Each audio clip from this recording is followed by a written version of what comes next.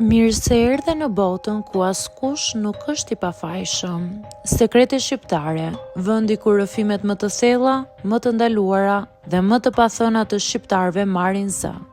Na bëni subscribe për histori të ndryshme.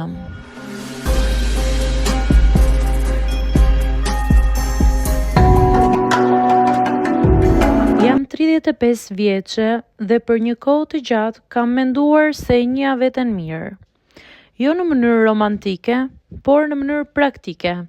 E dija çfarë më pëlqente, çfarë nuk duroja, deri ku mund të shkoja dhe ku të ndalesha. Jeta ime kishte qenë e rregullt në pamje të jashtme, por brenda kishte boshllëqe që i kisha mësuar të mbuloja me rutinë, punë dhe heshtje. Pas divorcit gjithçka ndryshoi ngadalë. Jo me shpërthim, por me një zbrazësi të vazhdueshme. Njerëzit më shihnin si të fortë, si grua që ja kishte dalë, por askush nuk e shihte sa shpesh kthehesha në shtëpi dhe ndihesha si mysafire në jetën time. Netët ishin të vështira, jo për mungesë shoqërie, por për mungesë kuptimi. Në atë periudhë nisa të frekuentoj disa njerëz, një grup njerëzish të rinj. Ishin më të hapur, flisnin lirshëm, pa turp, edhe gjëra që unë i kisha mbajtur gjithmonë private. Fillimisht ndihesha si dëgjuese.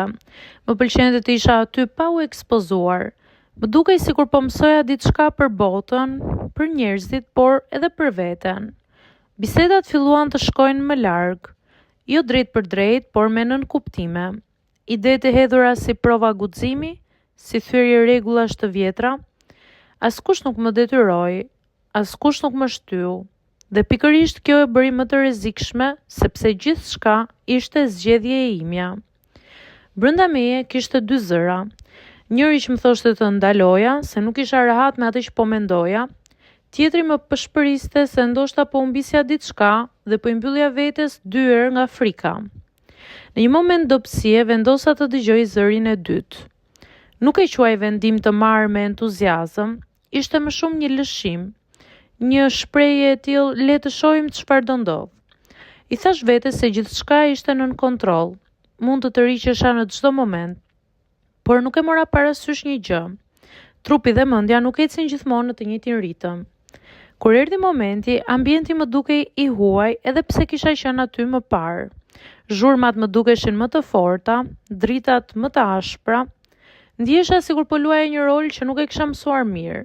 Buzëqeshja ime ishte shumë mburoj se sa një shprehje dëshire. Fillova të ndjej një tension të çuditshëm, jo emocional, por fizik. Zemra më rrihte më shpejt se sa duhej. Frymarrja më bëi e cekët. I thosha vetes se ishte thjesht ankth dhe do kalonte. Por sa më shumë përpiqesha ta kontrolloja, aq më pak funksiononte. Në një moment ndjeva dobësi në këmbë. Një ndjesi që më zbriti nga koka deri në stomak si paralajmërim. U ula, mendova se do më ndihmonte, por trupi im kishte filluar të protestonte seriozisht. Djerës të ftohta, marramendje, dhimbje e lehtë por këmbgulse. Paniku filloi të më pushtoi, ndërkohë që 20 persona të tjerë në dhomë vazhdonin punën e tyre. Njerëzit rreth meje e kuptuan që diçka nuk shkonte. Zërat u bën më të paqartë, sikur i dëgjoja nga larg. Dikush më pyeti nëse isha mirë, dikush tjetër më solli ujë, por unë e dija që kjo nuk ishte diçka që do kalonte thjesht duke qëndruar ulur.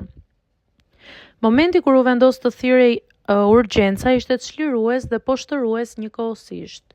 Çlirues sepse doja të largohesha, poshtërim sepse ndihesha fajtore, sikur kisha prishur diçka dhe kisha prishur atë organizim që kishim bërë të gjithë aty si grup. Urgjenca ishte e ftohtë, neutrale, pa histori. Dhe pikërisht për këtë më qetësoi. Askush nuk më pyeti për zgjedhjet e mia, vetëm për simptomat, vetëm për trupin tim. Ishte era e parë pas shumë kohësh që dikush më trajtonte pa pritshmëri, pa etiketa. Orët që kalova aty ishin të gjata dhe të heshtura. Ndërsa trupi im stabilizoi, mendja ime filloi të punonte më fort. Mendova për të gjitha herët që kisha bërë gjëra jo sepse i doja, por sepse nuk doja të ndihesha jashtë. Mendova për kufijt që kisha shtyr pak nga pak derisa nuk i njihja më. Kur mjeku më tha se nuk kishte rrezik serioz, ndjeva një lehtësi. por në të njëjtën kohë edhe një trishtim të thellë, sepse e kuptova që urgjenca nuk ishte thjesht fizike, ishte alarm për diçka më të madhe. Sot kur e kujtoj, nuk e shoh si episod që më përcakton mua si njeri, por si një pikë kthese, një kujtesë e fortë se trupi im dhe mendja ime janë aleat dhe jo pengesa. Kur njërin nga këto e injoroj, tjetra do flas më fort. Unë nuk jam bërë më e mbyllur pas asaj ngjarje, por jam bërë më e sinqert me veten dhe kjo për mua ka qenë forma më e vërtet e rritjes.